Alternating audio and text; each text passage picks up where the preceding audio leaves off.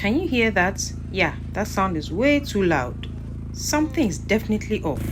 So this car was driven through a pool of water, and because the exhaust was already weak, it started cracking. You see all the rust and cracks under here? So over time, rust begins to eat away the metal. And when the hot exhaust meets cold water, cracks begin to form everywhere. Then exhaust gases start leaking, causing all those loud noises.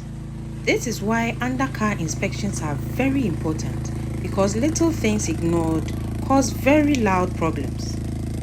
Just drive in or call us and we'll sort you out with our very detailed inspections.